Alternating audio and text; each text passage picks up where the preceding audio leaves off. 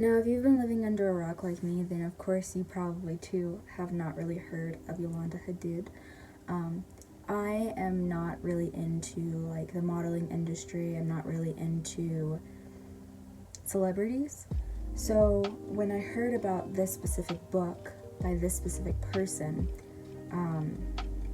I was very intrigued to reading her story.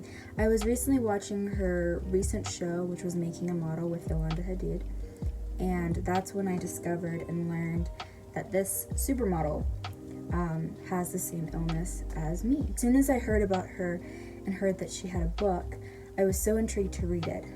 Of course, there's several Lyme books from a few other celebrities, and I say a few because a lot of people don't want to go in depth about the illness itself due to their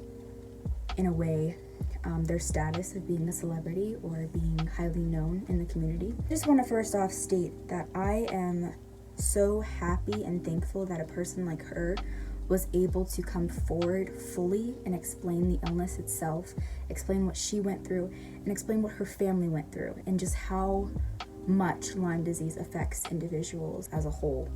It more so just seems like a lot of people were more so talking about her show at the time, The Real Housewives, of how she was feeling with Lyme disease, but no one really goes into depth about them actually reading her story in book form, which I thought was very interesting. So when you read the book, it does talk about her life story growing up from Holland, being just a normal person, and then her getting established with a best friend who sends her to United States and then starts off her modeling career.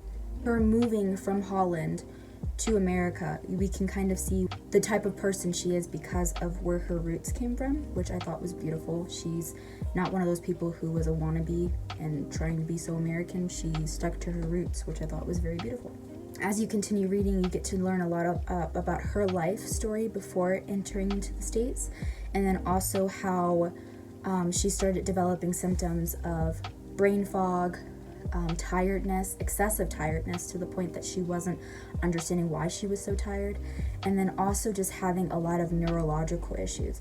In her book, you'll see her quote a lot where she states, "There was something that was eating my brain," or "there was something wrong with my brain," which led her to, which I'm not going to spoil a whole bunch of stuff in this book. I'm just going to give you like a brief synopsis. But within her book, she explains how she was able to find eventually a Lyme literate doctor.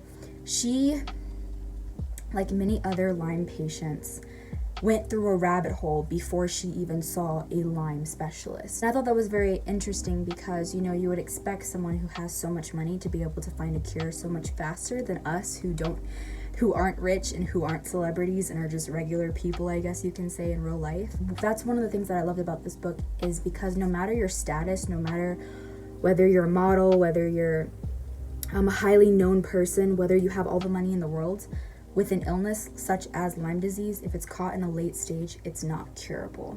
You cannot get cured. It doesn't matter if you see the best doctor in the world. It doesn't matter if you see the best specialist in the world. Doctors are not well educated in the illness, which is why there's still not a cure for this illness. I really liked too when she got diagnosed that when she heard of what she had, she thought, oh, okay, because when you get diagnosed with Lyme disease, a lot of doctors will say, oh, you have Lyme disease, we'll put you on some antibiotics, and you'll go back to her normal life.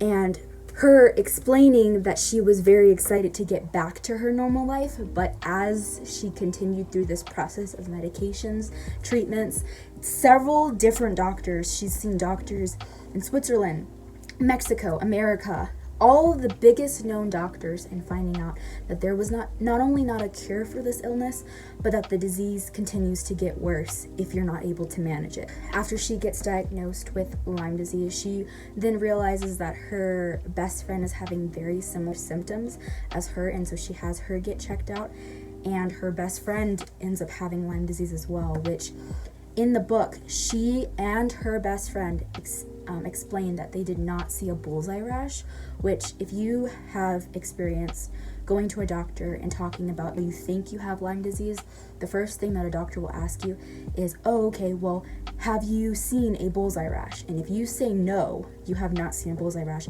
they automatically write it off to you having, or even potentially having, Lyme disease, which is insane to me. But in the book, later on, they're diagnosed late because of these specific symptoms that doctors feel are the symptoms of Lyme disease, and them not having it, it causes them to find out later in a later stage. So years go by, she's getting treatment. She's going through specific treatments, which I won't explain because I want you guys to be able to read her book. But she talks about certain treatments that I've as a same person have gone through, similar situations that I have gone to myself, and how, and I'll quote, with the Lyme community is that you have this hope of a cure and getting back to a normal life, which she finds out is not possible with late stage Lyme disease. A few things that I liked about the book specifically was one, she doesn't keep quiet about anything in the book. She talks about the system being crap. She talks about putting all this money into specific medications and treatments and finding that they were not helpful in the end. They just made her worse. She also talks about seeing Avril Lavigne, how she invited her over to her home, even though all the blinds in her house were closed, to help with the light. Her light sensitivity was so bad that she would have to wear sunglasses in her living room. But it just shows you the seriousness of Lyme disease and how much it can affect each individual person. I love how she expresses in depth of how it felt like something was eating her brain, how her cognitive functions were not there, how she was having very, very, very, very, very, very bad neurological issues. I will get into a video about neuro issues because I have Lyme disease as well, and it's very, very, very, very hard to cope with. Specific spotlights don't like to talk about illnesses, which I already know about. But I just loved how her book painted this picture of Lyme disease not being in a favorable lighting as many people claim it to be. I 100% give this book a 10 out of 10. I do want to read Bite Me. I've been using Audible to read Yolanda Hadid's book because reading with someone with neurological Lyme issues is a very, very tough time reading. So I've been using Audible to be able to read this book fully. But if you guys have any other books that you guys have recently read, or if you have read this book, definitely put in your opinions of what you thought the book, how the book made you feel. If you liked the book, please put it down in the comments below. But yeah, the next video that I will be doing is talking about having Lyme disease and how it affects your brain and how it causes neurological issues. So if you're excited to see that, we will get into it in the next video. Bye.